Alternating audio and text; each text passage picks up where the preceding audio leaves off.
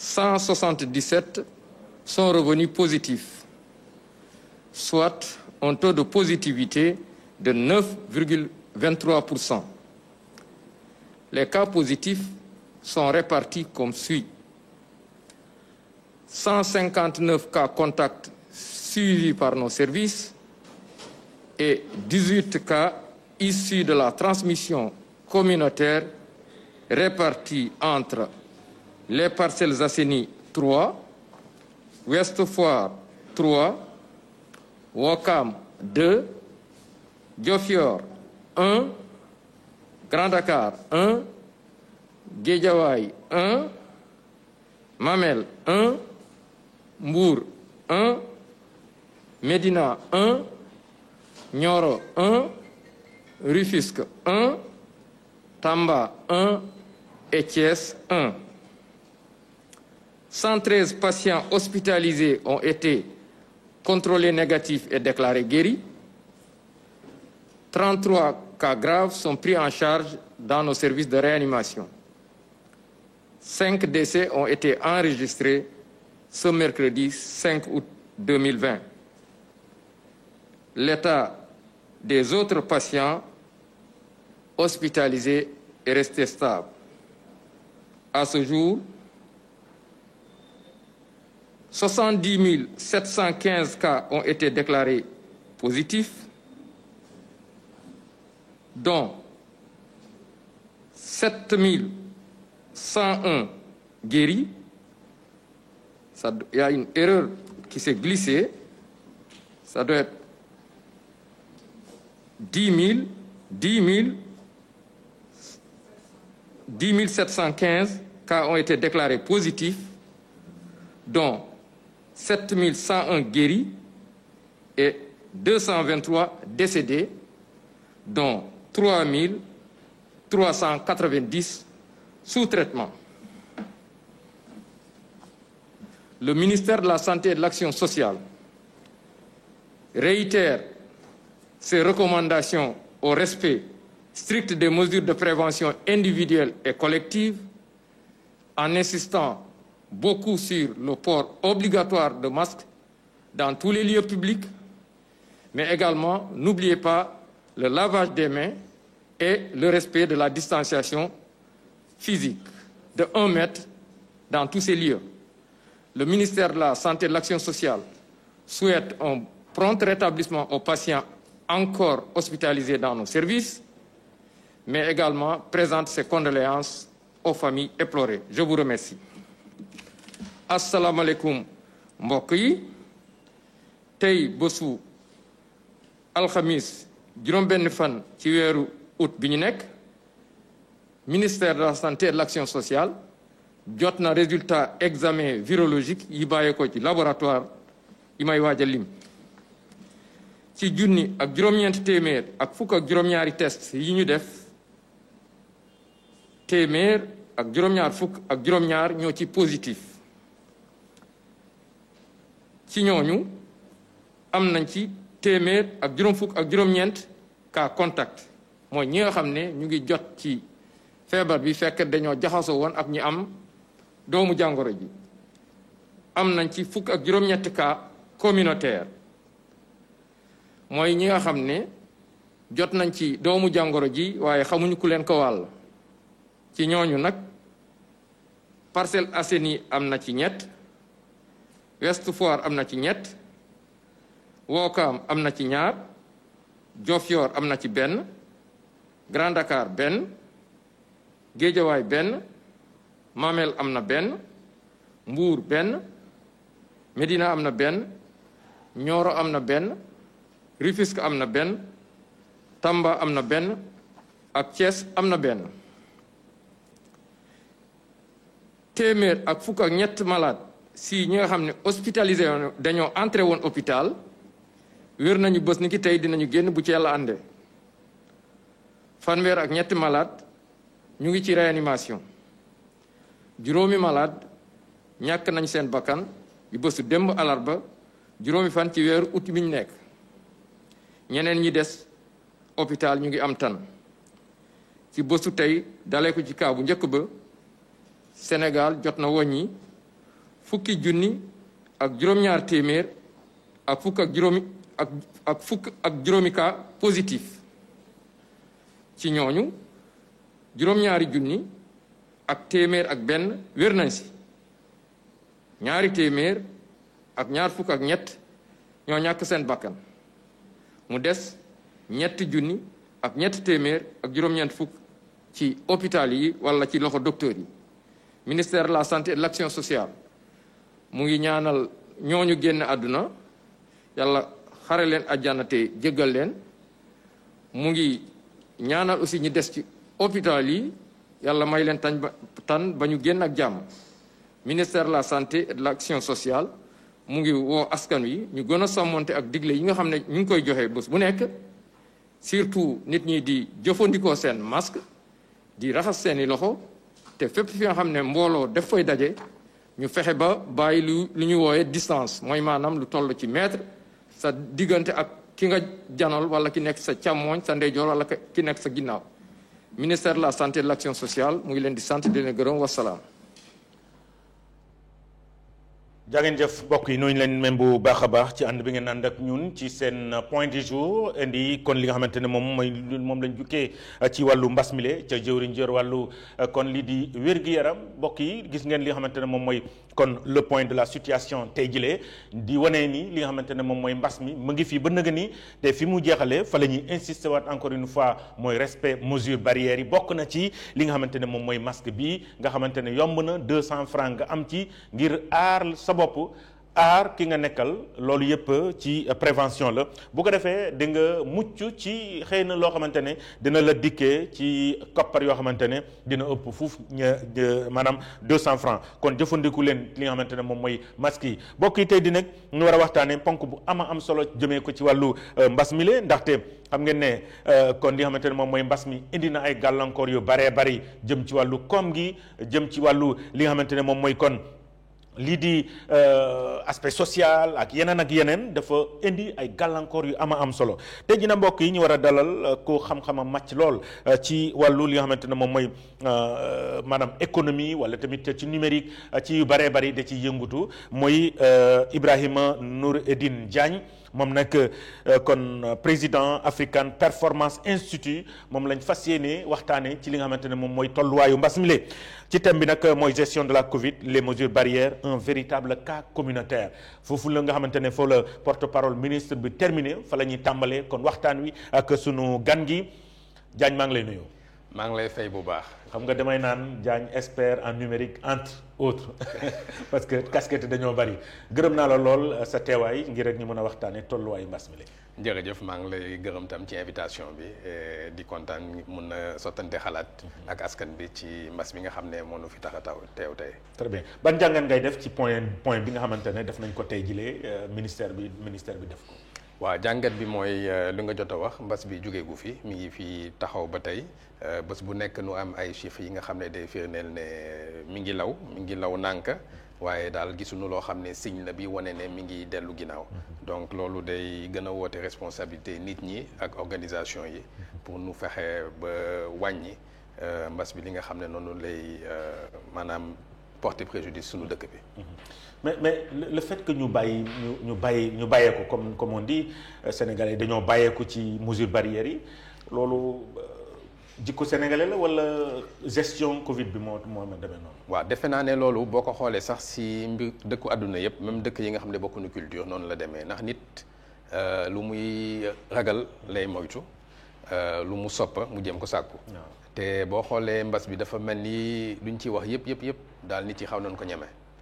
luñ ko ñeme nag moo tax suñ leen waxee nu war a def ba aar seen boppa nu koy xaw a sàggane parce que buñ ci jàppoon ne loolu dax leen di indi lorange jàpp naa ne dinañu appliquer geste barrière yëpp donc communication bi xëy na wax nañ ko xoolaat ba nga xam ne nit yi seen prise de conscience day gën a yokku ndax loolu rek moo mën a tax nit yi mën a taxawu mbas bi nu ngi ko yaakaaree. alors loolu ñeme boobu est-ce que ci wàllu gestion bi la ministère nu mu ko gérer moom moo wala boog ñi nga xam ne ñoom ñoo ko séq ni ñu ko gérer la ba nit ñi ñeme ko wala nit ñi ñoo dem ba miis ko. waaw xam nga yooyu yëpp mu nga ne ci la bokk ministère bi yombul na xam nga amul mode d'emploi ndax mbas bi dafa ñëw ci àdduna bi yëpp taxawaay boo xam ne benn feebar mosu ko am si suñu jamono ñun. donc amul kenn ki nga xam ne da nga naan lii amoon na fi nu def nii mu jóge fi kon bu amaatee nu def nii mu jóge fi donc ñoom dañuy jéem a xool li nga xam ne daal moom la situation bi laaj nu defal ko mais lu bees mooy état yi ak citoyens yi ku ci nekk dafa yàgg am sa rôle te rôle yi daawuñu woon daje te feebar bi mbas mi dafa sulli li nga xam ne léegi état moom kese amul doole solutionné ko il faut que population yi bokk ci te loolu mooy mbir mu bees bi ndax loolu amul woon benn situation boo xam ne jot na laaj citoyen bi engagé wu te boo xoolee yi ñu mel ni ay Japon ñi nga xam ne seen citoyen dañu bokk lool ci taxawaayu dëkk bi boo xoolee seen citoyenneté voilà seen gestion day gën a yomba ndax citoyen bi tam mën a teg loxoom ci li nga xam ne état bi day teg genn wala ñu teg genn wala am lu nga xam ne moom la dëkk bi bëgg ñun nag suñu dëkk bi taxawulu noonu moo tax it day jafe ndax nit yi dañu tàmm ne nguur bi daal moo war a def lépp ñun citoyen lañu. ñi ne sax tali voilà mais exactement voilà donc loolu daal moom mooy nekk pour man problème bi te nag du problème bu ma ne africain la sax parce que tam yeneen dëkk yi nga xam ne bokkuñu culture même Europe gis nga ne même relâchement bi moo fa am. mais tamit boo xoolee Europe du Nord nga xam ne ñoom tam seen citoyenneté moo gën a dëgër gën a taxaw seen gestion ñu na loo xam ne tam mooy gën a yomba donc daal defe naa ne situation bu bees la lu bees lay laaj si ñun. te foog ñu yegg ci nag ndax mënuñu taxaw mbas bi di nu topp rek te duñ ci am solution. tubaab dafay faral di wax ni situation exceptionnelle mesure exceptionnelle. est-ce que jotul ak situation bi fu mu toll nii. en tant que ñu indi des mesures exceptionnelles ci li nga xamante ne moom mooy xeexu mbas mi. waaw man defe naa ne toll nañ fa parce que suñu dëkk yi dañu xaw a néew doole ñun amuñu capacité bi nga xam ne. mbas mi daf ñuy topp rek ñu koy topp tamit ñun foog nu pare ak moom mënuñu yàgg ak moom parce que suñu koom-koom dëgërul te suñu économie yi dañu fragile donc yaakaar naa ne fu nu toll nii soxla nañu li ñuy wax benn électrochoc maanaam premier électrochoc bi jàll na te nit yi dañ ci génn ñame mbas mi. mooy annonce bi. voilà mooy annonce effet d'annonce bi nu def couvre-feu ay xale yu bari mosuñu gis couvre-feu mosuñu gis état d'urgence donc boobu amoon na benn effet. mais comme tamit kenn mënu woon xam ndax lii yëfu benn weer la wala ñetti weer la mënuñu ci woon dëkk ndax day teg dëkk bi donc léegi nag dañu war a am beneen xalaat ne ban électrochoc la ñu mun a def bi nga xam ne dina mobiliser askan bi ñëpp taxawu mbas mi te lu ma ci xalaatee man pour man dafa war a nekk loo xam ne day mel ni benn programme bu ñu ne daal benn weer par exemple ñu ne disons 20 août ba 20 septembre mooy 30 jours yi nga xam ne Sénégal dafay fexe ba mbas bi jóge fi objectif la rek xam nga objectif da nga koy teg fu kawe. mais c'est-à-dire jël benn ultimatum. parce que nit yi boo amee app rek. mun nga leen mobiliser. mais lu amul app nag nit yi dañuy mujj ne kon daal nañu dund ak moom rek. donc yaakaar naa ne xëy na fu mu nekk nii électrochoc bu mel noonu. bi nga xam ne nag ñëpp ci jàpp kilifa diine yi kilifa aada yi état bi ñëpp mais effort concentré la daal ñu jàpp ne 20 jours la wala 30 jours la ñëpp def lu ñu war a def.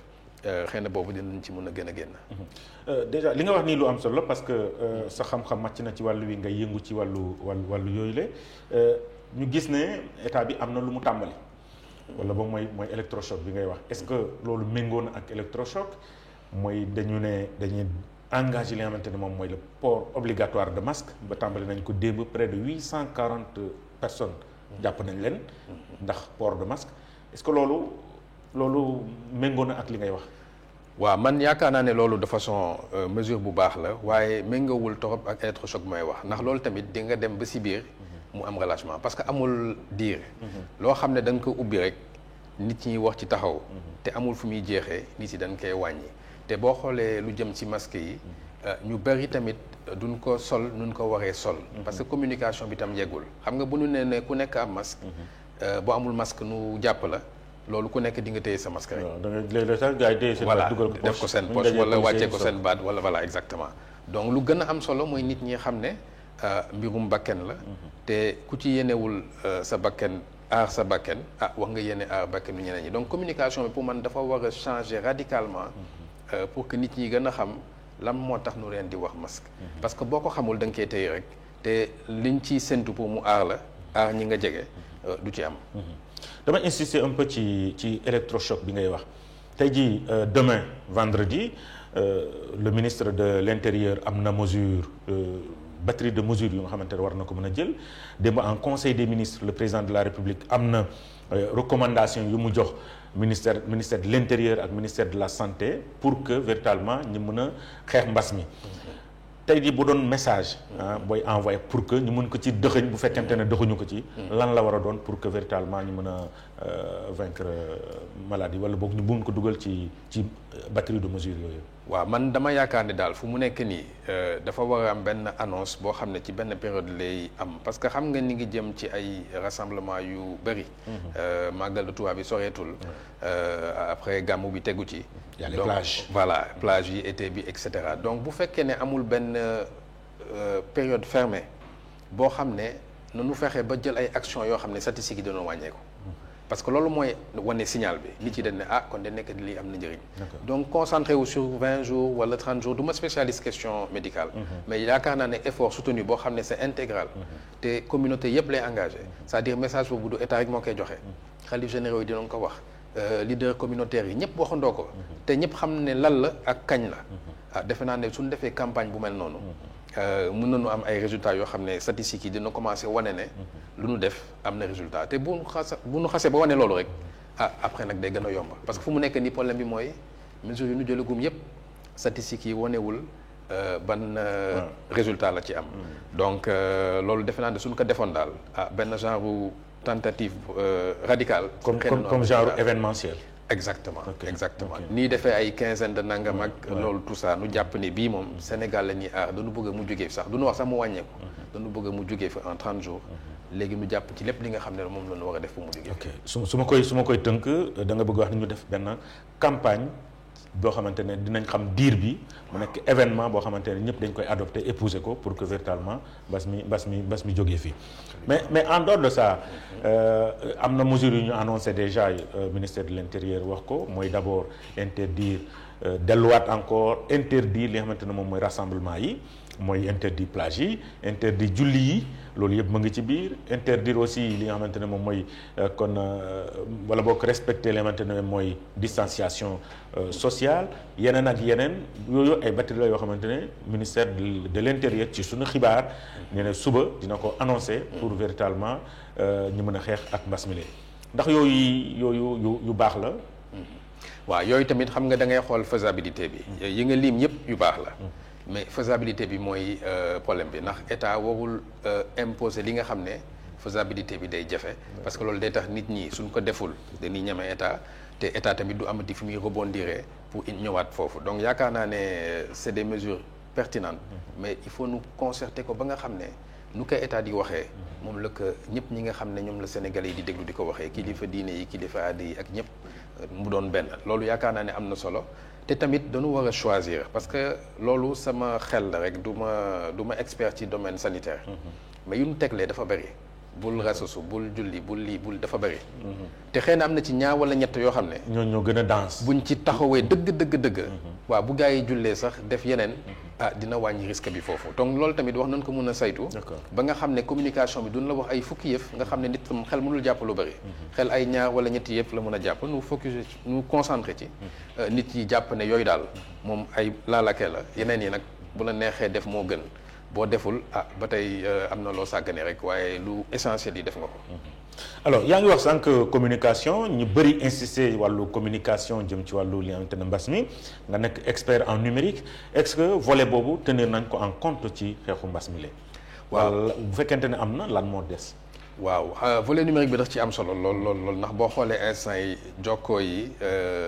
côté télécommunication yi ak réseaux sociaux yi am na doole lool ci li nga xam ne mooy yegg ci xelu nit ñi ak li ñuy gëm ak lu dul gëm nekkaale ne danger ndax gis nga ne réseaux sociaux yi itam ku ci neex dugal ci lu la neex ku la neex ne am naa maa ngi jaay socc boo xam ne ku ko soccoo doo am Covid ak lu nekk mën na am les inconvénients exactement donc loolu nekk na loo xam ne xëy na wax na am benn canal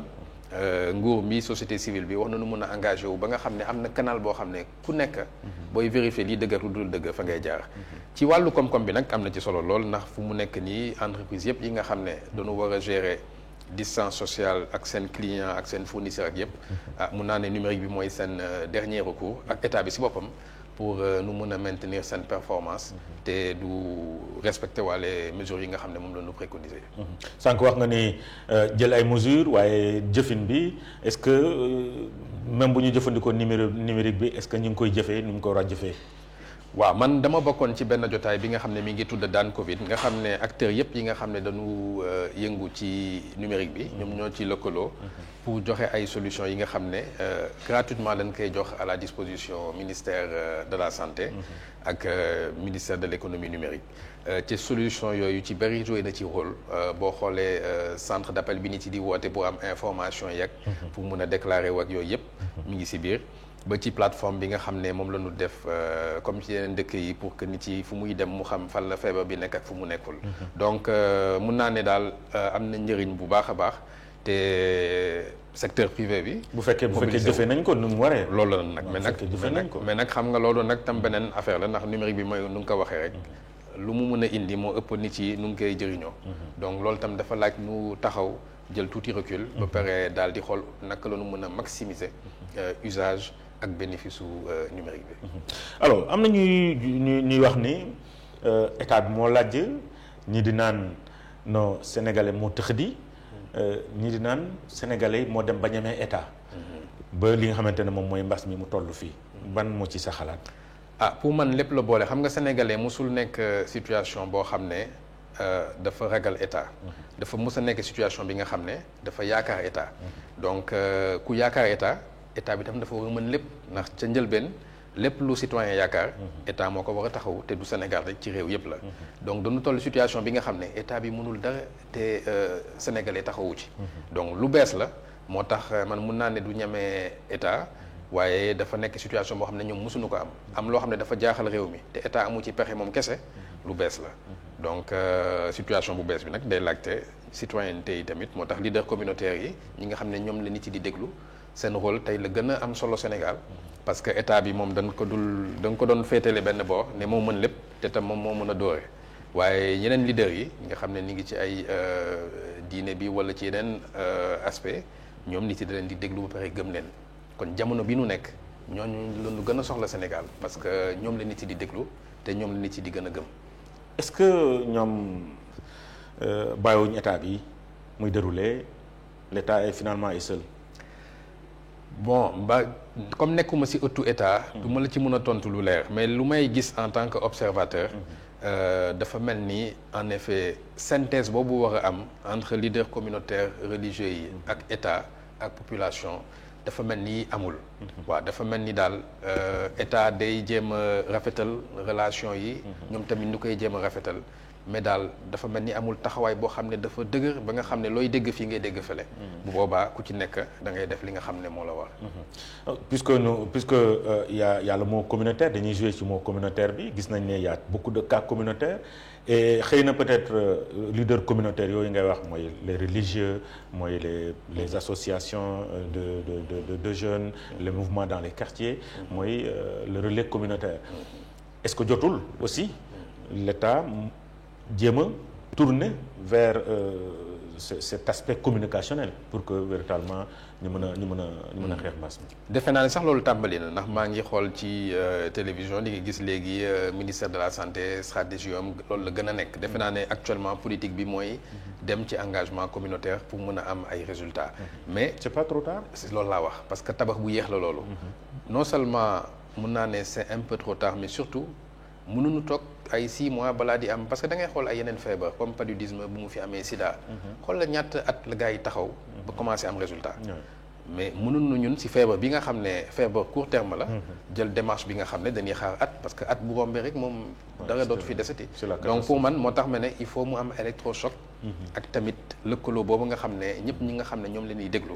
nu waxandoo benn wax boo xam ne ñoroon na te méngoon ak li nga xam ne moom la état bi di demander.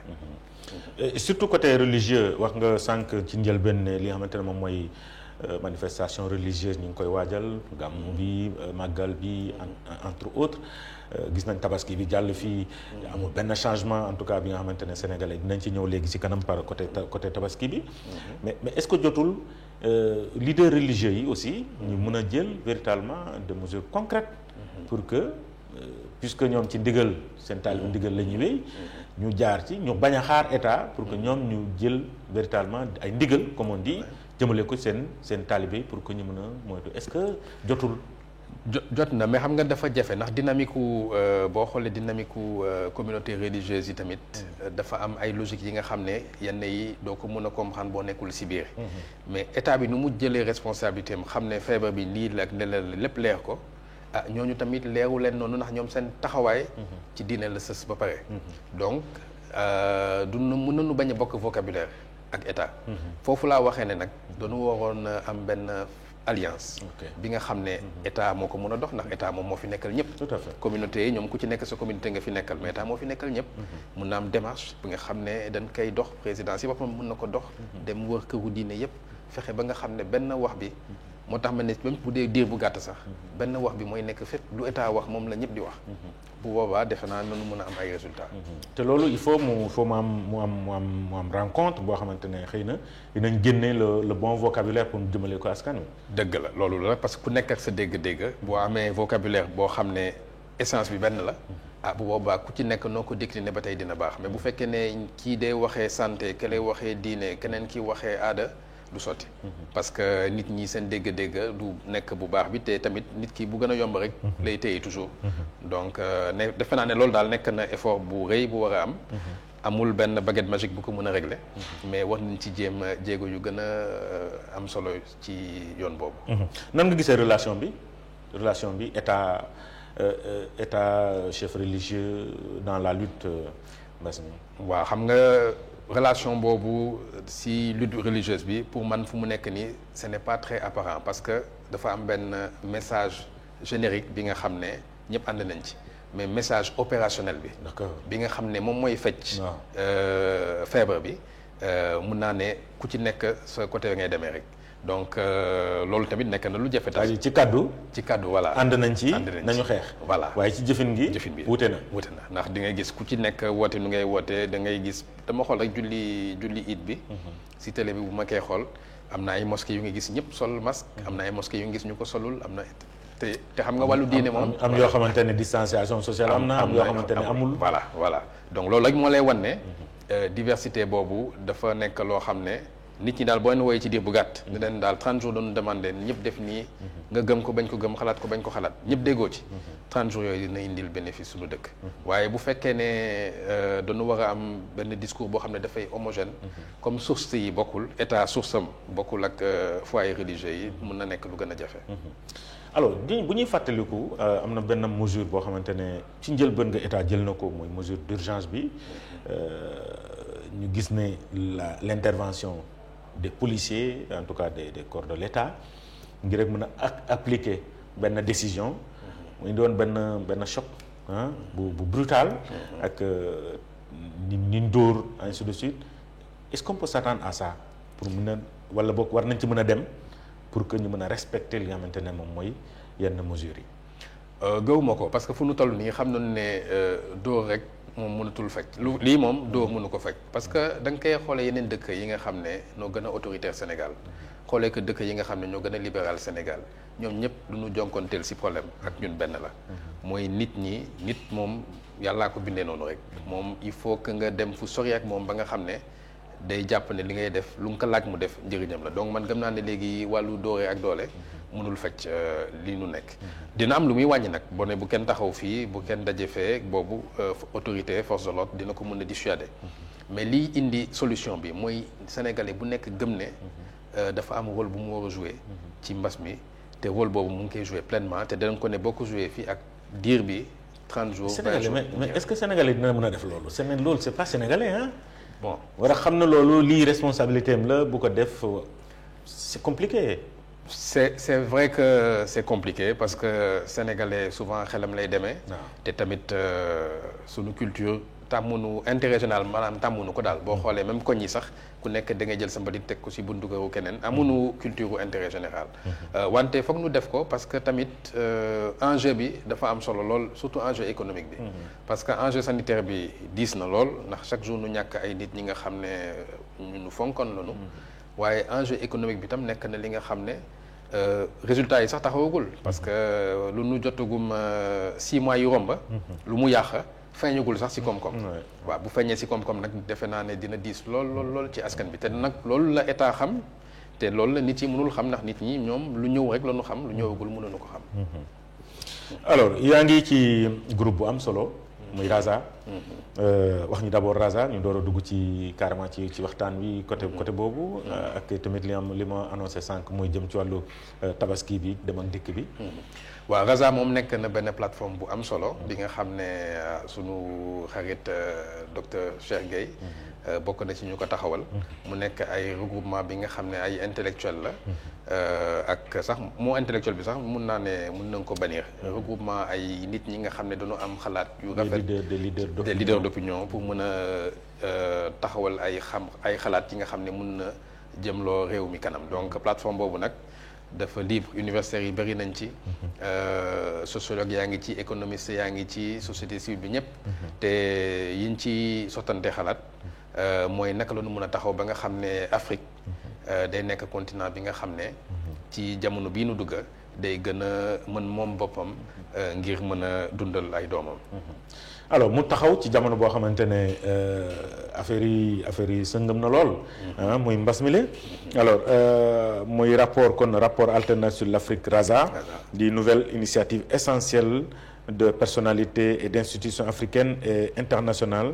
de renom. Le rapport alternatif sur l'Afrique Raza vise le renversement idéologique et épistémologique des analyses sur le continent. lan ngeen jot a def ak yan réflexion ngeen jot a engagé ci biir mbas mi pour mën a bokk ci lutte bi. ci biir mbas mi am na benn jamono bi nga xam ne xëy na ñu ngi woon suma juumul mois d'avril. def nañu benn ci ñetti fan rek. am benn xalaat bi nga xam ne sottanteel na ko suñu biir. xalaat bi nekkoon yan recommandation la nu mën a def ministère de la santé surtout pour contrôler région de Dakar ndax jamono boobu commencé woon nañu gis ne Dakar moom mooy émettre feebar bi ci yeneen localités yi nu xalaatoon ay mesures yu bëri yoo xam ne engagement communautaire ci la bokk ba proposé woon ko ministère de la santé léegi nag comme tamit xam nga mbas bi moom dafa gaaw rek donc yenn mesures yi gis nañu ne appliqué nañ ko yeneen yi gis nañu ne amaguñu jotu appliqué ko donc taxawaay bi moom mi ngi fii ñun dañu nekk benn genre think tank lu nga koy wooye mooy daal ñi nga xam ne daal seen xalaat dañ ko yéene seen réew waaw léegi nag fu ñu ko mënee joxe rek joxe ko mais ñu ko war a utiliser nag mooy ñi nga xam ne ñoom ñoo fi taxaw donc nguur bi donc ñu ngi ci xalaat bu baax te xalaat ci taxawul chaque jour pratiquement ku ci nekk génn ci ay idées mais boobu dañ ci taxaw spécifiquement pour région de Dakar parce que boobu Dakar commencé nañu gis ne moom mooy nourrir feebar bi ci biir Sénégal.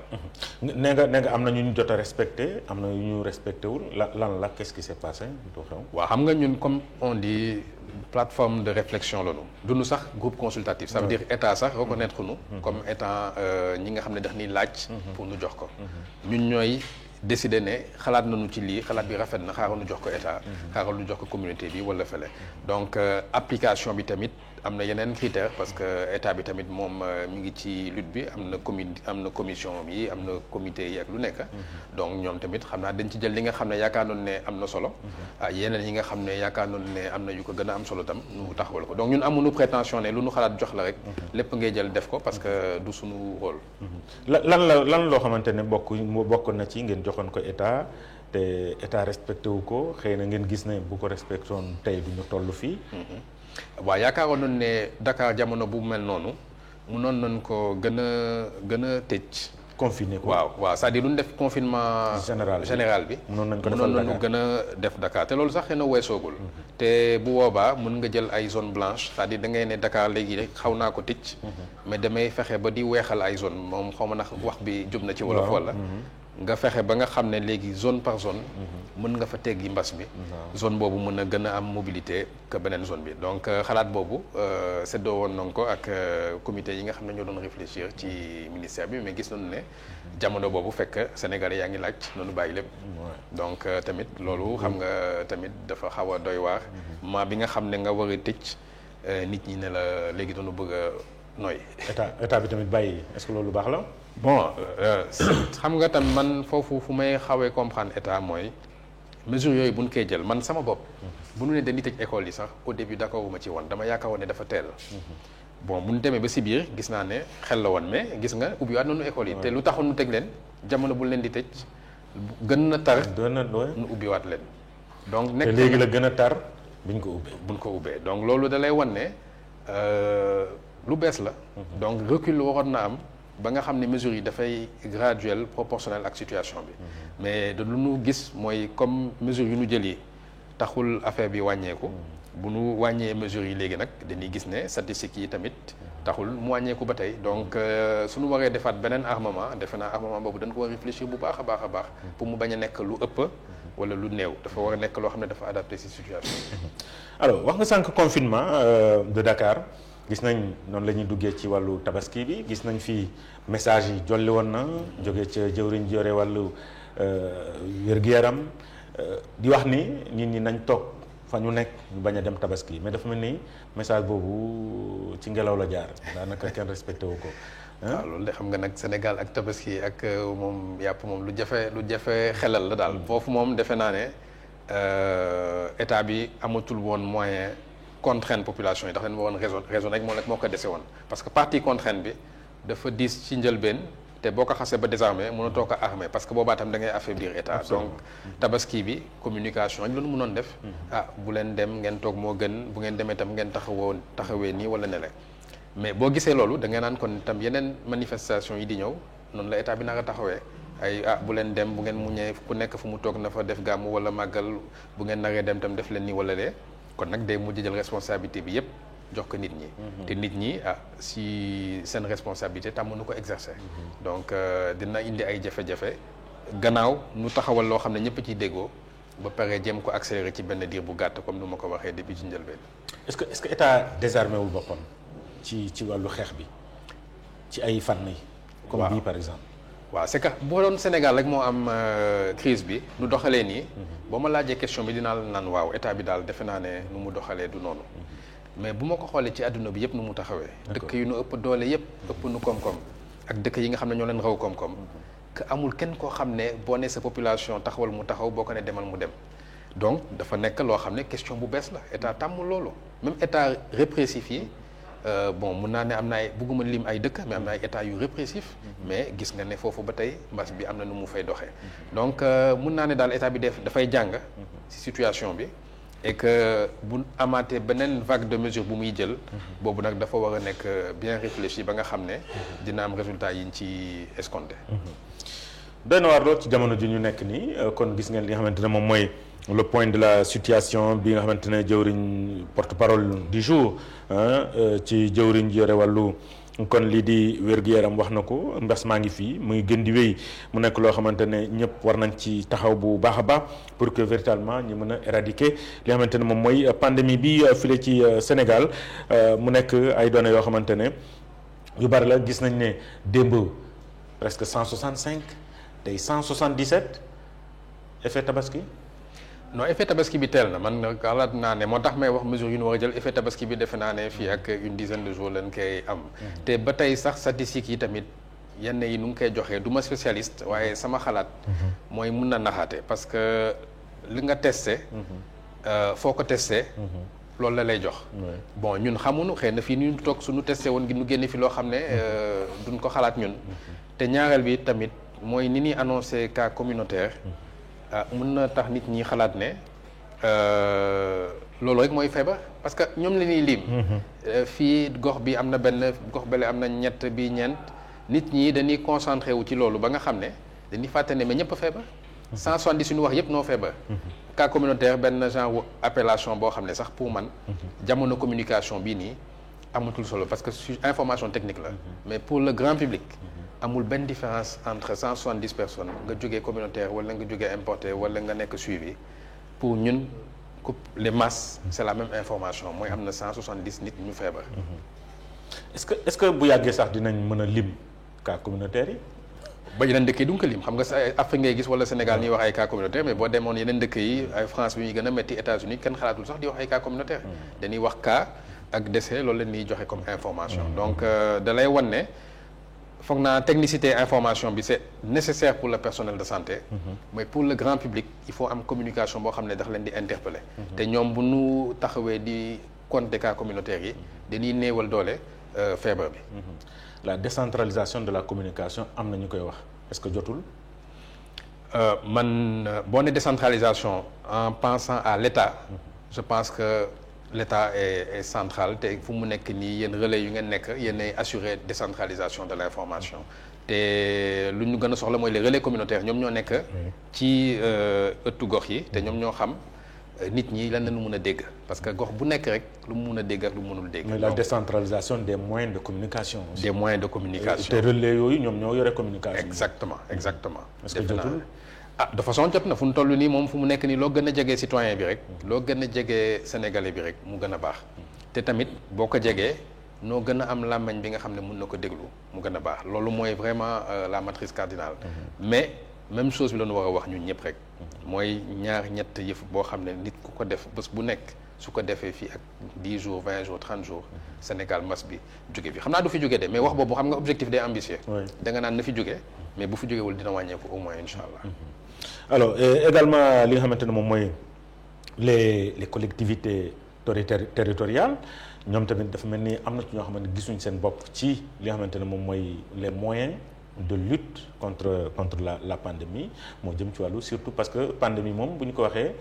communication lépp communication la mais ñoom daanaka gisuñ seen bopp ci wàllu communication bi est-ce que moment bi ñu nekk nii ak mbir mi nu muy lawee nii dans les localités les plus lointaines jotul État aussi en collaboration avec le pouvoir décentralisé. ñu mën a taxaw collectivité yooyu. waaw man de lu ma observé mooy je n'ai jamais vu présence su gouverneur ak préfet si benn démarche comme nii mosuma ko gis loo xam ne chaque jour sax munoo seetaan benn journal télévisé te wanuñu la sous-préfet wala préfet wala gouverneur bu telle région. donc wane na ne l'État moom en tant qu'administration certainement décentralisé na bu baax a baax. bon collectivités locales yi normalement ñoom elles travaillent du moins en parfaite harmonie ak l'État décentralisé donc yaakaar naa ne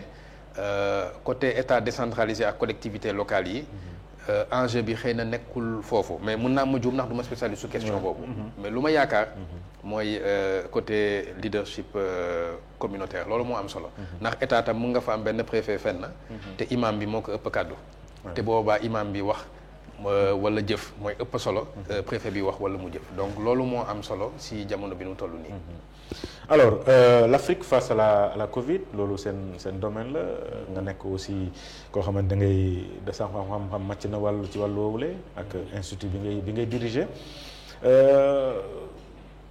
fan lañ ko mën a méngale fu ñu ko mën a féetalee dans la sphère ci adduna bi.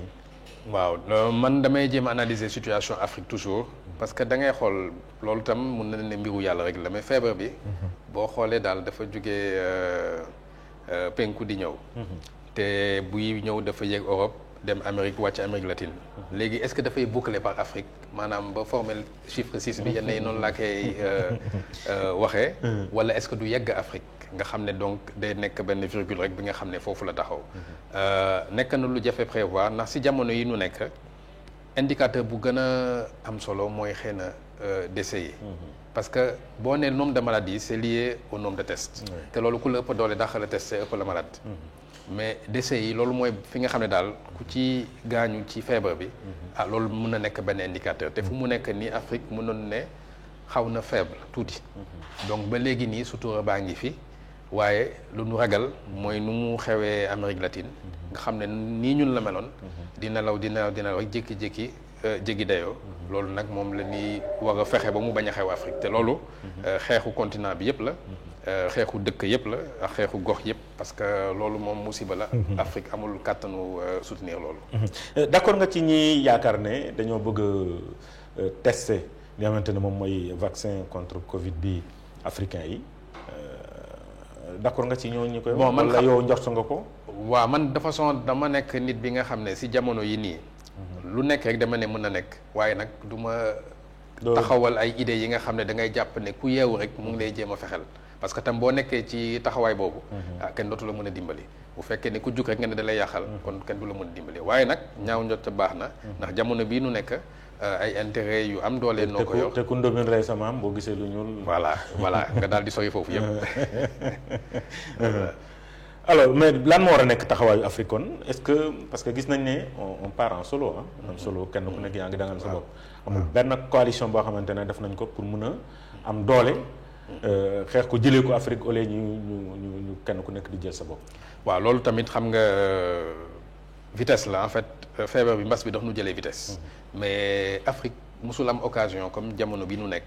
taxawu boppam. parce que mën na ko. parce que lépp li ñuy wax li nga xam ne mooy aar population yi. ci mbas mi xam-xam baa ngi fi taxawaay baa ngi fi. donc Afrique musul am ci man lu ma jàng. depuis indépendance yi. possibilité wu assumer boppam comme nu mu ko amee bi yoon foog nag nu mun a sur tous les plans politiques économiques ak yépp mun a concerté wu te benn opportunité nekk na sunu kanam mooy wàllu tukki bi boo xoolee jaxasoo na ndax dëkk yu bari ku ci nekk am nga loo taxawal pour tukki bi dugg ak génn bi te ñun fu mu nekk nii boo xoolee vis-à-vis de dëkk yu bari amaguñu possibilité tukki fa mais Afrique ñun wax na nu mun a taxawu foofu ne ñun africain bi tukki Afrique nii dañ koy bindee te loolu dina mën a nekk ndax wóolante noonu suñu biir te taxawal noonu ay procédures yoo xam ne dafay mën a nekk ensemble donc yaakaar naa ne am nañu occasion boobu te suñ ci taxawee mën nañu am ay construction yoo xam ne dina dëgër. mais ci wàllu woowulee gis nañ ne côté aviation côté frontière aéroportuaire dañoo xaw a bloqué Afrique en tout cas par rapport à l'Union européenne mais nga xamante ne léppam daanaka mu ngi woon ci base avant la crise si Afrique mais ak situation bi ñi bloqué daanaka l'Afrique par rapport à ça notamment visa Schengen. waaw loolu tam bon dëkk yëpp la du Afrique rek boo demee instant yi defe naa dem Chine sénégalais mënu ko donc dëkk bu nekk rek yaa ngi xool parce que ku ci nekk sa opinion publique ngay calculer. donc yaa ngi xalaat ne yow bu fekkee ne da nga nar ubbi sa ay frontières. ëllëg sa citoyen ne la sénégalais yi noonu feebarloo wala ñu ne la gabonais yi noonu feebarloo wala ñu ne la russie yi noonu feebarloo. di nga am jafe-jafe donc da ngay jàpp ne homme politique yi seen opinion la ñuy calculer ba pare. et donc man Union européenne nu mu taxawee te yenn dëkku Afrique yi man métti wu ma ko parce que seen Union européenne la ñun tamit suñu Union africaine ñoo war a xam ni ñuy taxawee. dafa war a am réciprocité. waaw même réciprocité bi sax. et solidarité aussi. waaw mën naa wax loolu mais man. bu fekkee woon ne punition la man jàpp naa ne bu tubaab yi tëjee seen frontière ne africain waru ko fi ñëw tant que lii ak laa man jàppee wu ma ko punition dama ko jàppee opportunité ndax nit bu la tëjee bu doon da nga tàmmoon di ndekkee këram. tous les jours liggéeyoo. chaque jour nga dem këram ndekki.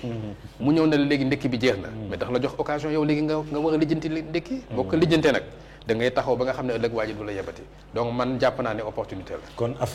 Union européenne dafa jox Afrique opportunité mën a jël boppam. ah loolu laa ko gisee de mën a jël ay engagement boppam. noonu laa ko gisee mais dama gis manque de solidarité bi ma doon wax sànq. parce que dañoo autoriser yenn réew. Afrique yi yeneen ñi ñi interdit leen est-ce que réew africain yooyu nga xamante ne dañ leen autoriser waruñu woon ne non ni ñu dañuy solidariser wu avec le reste de surtout que ay membres lañ ci yenn institutions CEDEAO UEMOA entre autres Union africaine. dëgg la mais boo xoolee man jàpp ma ne Union européenne dafa ciblé Afrique ndax États-Unis sax bokk na ci liste bi nga xam ne nit yi mënuñu tukki dem Union européenne ndax ay statistiques la ñu teg. mais te boo xoolee dëkk sax yu nga xam ne nangu woon nañ leen mi Maroc ak Algérie. wàññiwaat nañ leen donc xam nga da lay wan ne sax nga bañ ci bokk moo gën. tey nu dugal la ci suba nu génne la ci donc man jaakaar naa ne seen politique la te ñun tamit am nañu légitimité am sunu politique bu bopp te suñ ko taxawalee defe naa dina jëriñ sunu askan bu baax a baax. te lan moo war a doon taxawaay tey les élites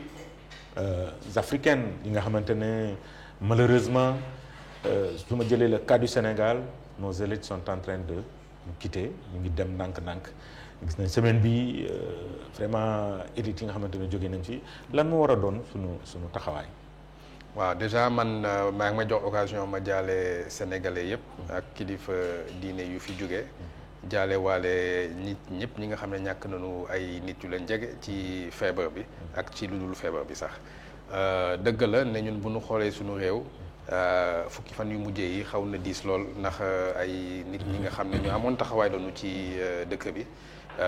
jóge nañ fi te loolu comme ni nga ko waxee xam nga jóge bu bett rek te buy tegloo bu dee amul relève mun na nekk loo xam ne dina préjudiciable ci dëkk bi te loolu mun naa ne xale yi lay gën a interpellé parce que feebar bi tam nu mu ko bindee mooy xale moo koy yanu jox ko mag tout à fait. bon caricature la rek parce que demeewul noonu. mais caricature bi day wane ne mag bi day aar boppam. mais mag moom xam nga fu mu gisee xale rek ndeysaan da koy ubbil loxo ne ko ñëwal. te xale bi si boppam comme feebar bi bu ko duggee du ko daaneel. te ñoom tamit dañuy sàggane lu bari. donc jeunesse bi wax na gën a xalaat boppam wax na xalaat daal naka la war a taxawoo moom ci feebar bi non pas pour boppam mais pour aar mag ñi. ndax tamit réew bi nga xam ne mag bu am gëdd nekkatu fi. dafay nekk réew boo xam ne dina jafe taxawal. Ce sera en tout cas une bibliothèque sans bibliothèque. Voilà, exactement comme disait Amadou Hampâté Bâ, c'est ça, exactement. Alors très bien alors daanaka waxtu bi ñu cëraloon jeex na ma fàttali li nga xamante ne moom moo fi am ci lu wàllu li nga xamante ne moom mooy xeexu mbas mi wala bokk le point de la situation 1917 tests lañ jot a def 177 cas positifs mooy 9,23% man foofu lay gën a basé wu souvent bu ñu joxee les résultats mooy le pourcentage. parce que boobu moo lay mën a jox véritablement ndax bari na wala bariwul mooy firndeel li nga xamante ne moom nga doon wax sànq. parce que test yi mën nga tester lu bëri nga indi lu tuuti ça dépend ci test yi. mais pourcentage defe naa ne buñ ci basé wu dinañ am lu benn kii bu am solo mooy 9,23%. gis nañ fii 10% gis nañ fi 11% gis nañ fi 13%. alors tey ñu ngi ci 9,23%. 159 cas contacts 18 cas communautaires bon du ma lim les localités 113 patients guéris 33 cas graves 5 nouveaux décès yaa ngi bari. décès yaa ngi bari. waaw. c'est doy na waar. loolu moom xam nga tamit mooy comme ni ma waxee première phase bi daawoo dégg ku cas grave. après nga dégg cas grave. après nga commencé dégg décès donc ça veut dire que léegi ni ngi ci ëttu feebar bi donc léegi lu am si dëkk yëpp am na si ñun Sénégal donc loolu dafa war a tiital nit ñi normalement ñu xam ne feebar bi du feebar boo xam ne da ngay tëdd rek mais feebar bi yóbbu ba kenn la te donc nu nga ko war a taxawoo dafa war a nekk taxawaay boo xam ne ëpp na itte nu nga ko taxawee nii tey ci surtout si population yi daal. parce que 223 décès kenn xalaatu woon ko ci début surtout boobu Sénégal demoon na ba commencé jubilé naan bon ñun amaguñ décès c'est doy na waar. loolu la moom boo ko xoolee daal moom au début amuñu feebar. am na sax doon ne du jàpp ku ñuul. après ñu ne am na feebar mais gars yi duñu tëdd après ñu ne gars yi dañuy tëdd mais duñu dee après nag léegi lépp am nañ ko donc fu mu nekk nii. benn wax rek moo mën am mooy nag dañuy def ba téye feebar bi. Ibrahima Nouridine Diagne am na lu ma la laajul xëy na nga bëgg ci wax. defe naa tey kañ waxtaan bi yaatu na lool maa ngi lay ci gërëm ci li ma joxee occasion échanger ak seen téléspectateurs yi ak yow mi ci mbas mi. très bien Ibrahima Nouridine Diagne di expert numérique expert économique social entre autres également président African Performance Institute ñu ngi lay gërëm bu baax a baax ci question yi nga xamante ne ak li nga xamante ne indi nga ko ci wàllu xam-xam. ñu xame woon la ko jërëjëf. maa ngi lay remercier bu baax a baax di remercier seen auditeurs yëpp. merci beaucoup di wax ni CREC moom dafa proposer l'État du Sénégal ni mën a indi benn électrochoc maanaam jël benn temps pour véritablement xeex li nga xamante ne moom mooy mbas mi. donc loolu jëwriñ jër wàllu kaaraange bi réew mi di ministre de l'intérieur bàyyi na ci xel bu baax a baax mbokk yi ñu ngi leen di gërëm bu baax a baax ci kanam tuuti seen émission ndenkaane buñ ci paree ñu dugg ak yéen ci xabaar yi ci kàllaamay Kocc bu ko defee 15h ak Modou Mbacké Niang ci seen diisoo ak diaspora bi buñ ci jógee ñu dugg TMTC bu ngoonee 19h 20h xibaar yi ci wàllu Kocc ak français. jaa ngeen jëf mbokk yi loolu mooy programme de la télévision DTV ñu ngi leen gërëm bu baax a baax jaa ngeen jëf jàmm ak jàmm